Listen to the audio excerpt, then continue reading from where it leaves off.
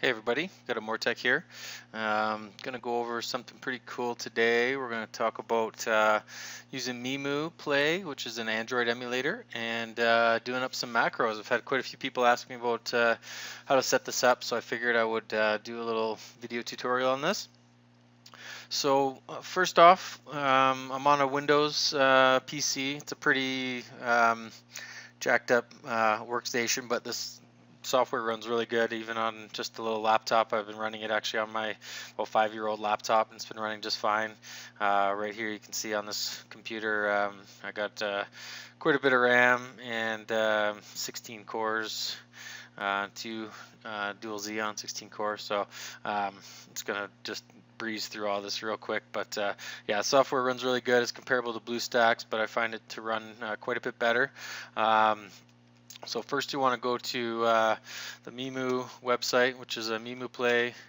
It might pop up and say that there's a problem with the site. It looks like it did fine now, but for some reason sometimes I think it's the SSL certificate's bad on it, but it is a trustworthy site, so don't fear, and just download the executable there. This is only available for Windows, so just keep that in mind. And once you've downloaded that, install it. There is a little instruction guide in the installation folder, and it does give you a couple instructions just in case you don't have virtualization enabled.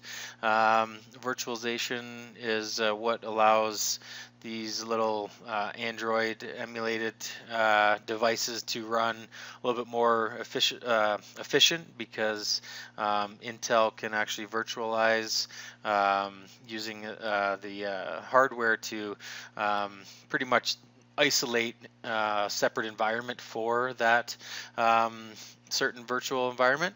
So it'll run a lot better. You do have to enable this in the BIOS if you want. You don't have to, but it does make it run a little bit better. So once you've installed and got it all running, then you will have a nice little Android looking device here. And first thing I'll do is kind of just explain to, like, there is another part that comes with Memu that's called the multiple instance manager. The nice thing about the multiple instance manager is you can clone and zip and backup and export instances. So every Android install, let's say, if we think about it as a device, so you got a device, you've got an account, you put the account on the device, that would be considered an instance the way that I use it. So anytime that I'm going to have a new account or anything, I will create a new instance. So what I actually do is just clone an instance here. So I'll just go clone, and then it'll actually create a clone of this. So it's already got Monster Legends installed, it's already got the Puffin browser installed and stuff like that. So I'll do a clone, and then I don't have to do a fresh install of Monster Legends. I can just go into Monster Legends, log into the account, and that's it. Now the nice thing is you can actually do a zip backup of the actual complete device. And once you've done that, if you save that to, say, Google Drive or Dropbox or somewhere like that, you've essentially got your full game data all backed up with the device, because Memu actually allows you to do phone to software transfer and software to phone transfer. So you can transfer that from this emulator back to your phone. If you were to, say, lose your phone, you've still got this backup of the game data. So it's a very good way to actually back up your game, and it's a very good easy way to handle multiple accounts. I know lots of people like to run alt accounts, so this way you've got your alt account all set up. All you got to do is hit start, and boom, you're in. You don't have to go actually log in, log out, or anything like that. All your login information and instance is saved in the instance. So that's kind of just a little tidbit there that helps you out. For the most part, you're just going to run it one time. Once you run Memu, it's going to open up this main window here You don't necessarily have to run the multiple instance manager, but this does install alongside the Memu Play. So if you do see that and you wonder what it is, that's what it is, and it is very handy for that reason. So what we're going to learn about today now is doing up some macros. So once you open up your Monster Legends,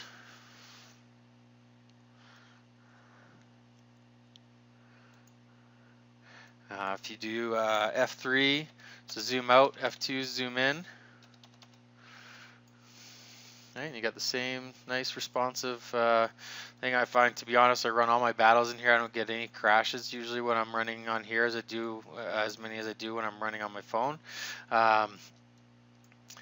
So first thing you'll do is click on this little 3-dot icon here, and this icon wasn't up there. It's by default, it's down here. And once you put it up here, then it'll always show up in the sidebar. So this is called the operation record. So drop your icons up here that you want to do, and then save. So now this will always be there every time you open it.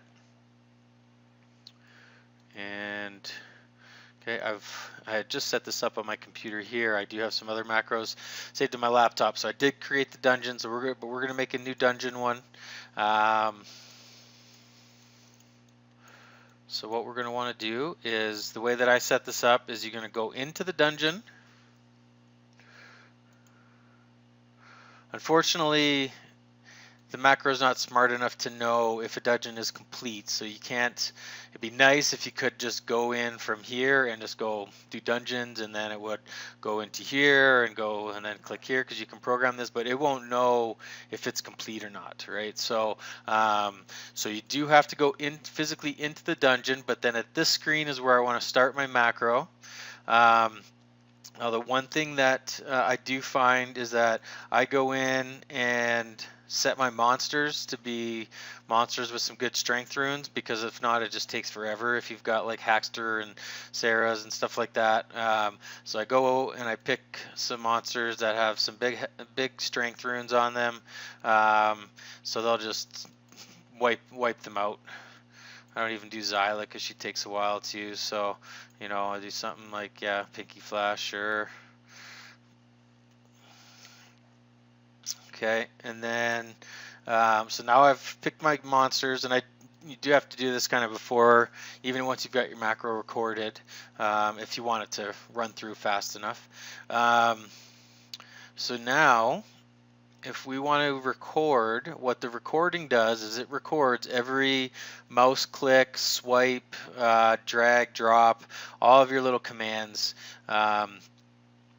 and we want to start a recording now. So we're going to record this click, so we're going to go record. Okay, so now it's recording. So I'm going to go fight.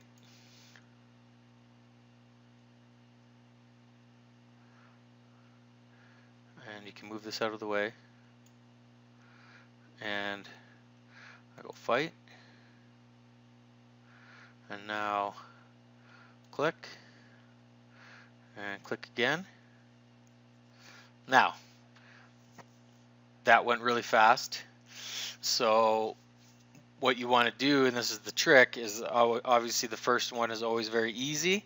So you want to leave enough time here now for the battle to finish when it gets to the end, because don't forget, now we're only going to record this one time. So we want this to apply to all dungeons. You know, you can't do it on the survival dungeon because it doesn't have the fast forward. So I wait like a minute, you know, and that's the thing. If you do pick good monsters that have a lot of strength on them or whatever, they're able to just wipe out the opponents there.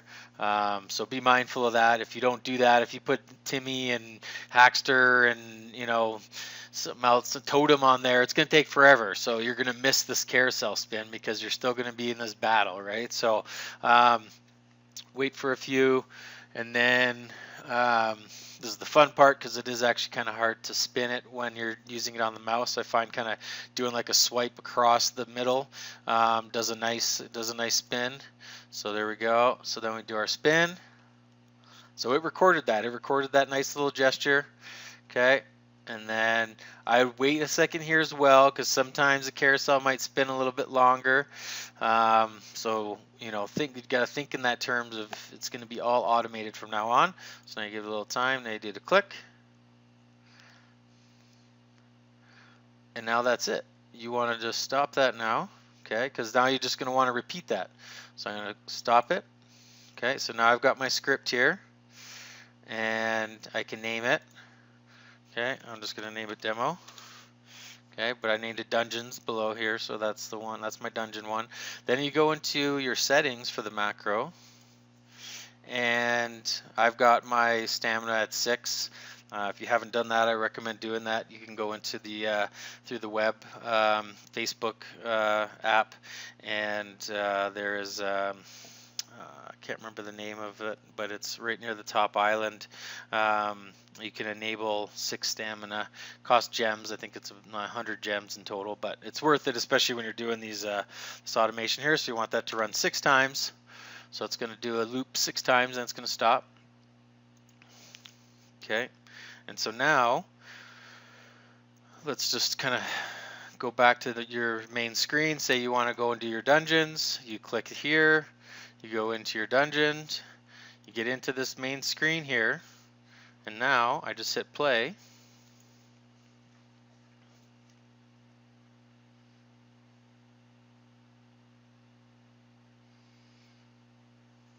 See, everything automated. Oh, there's the click. So click play once. Click play twice.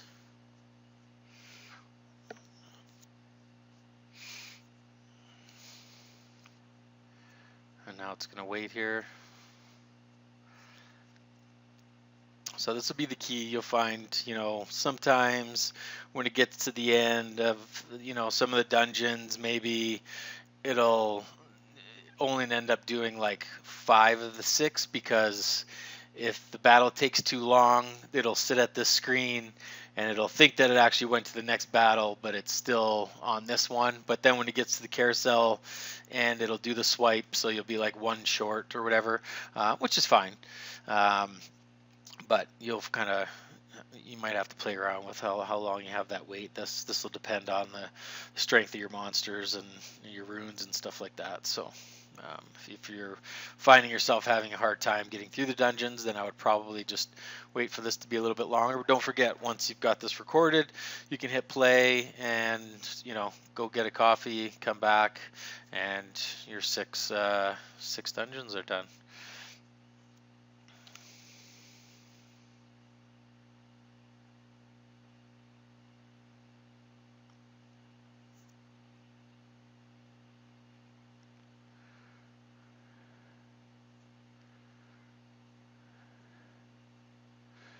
Okay,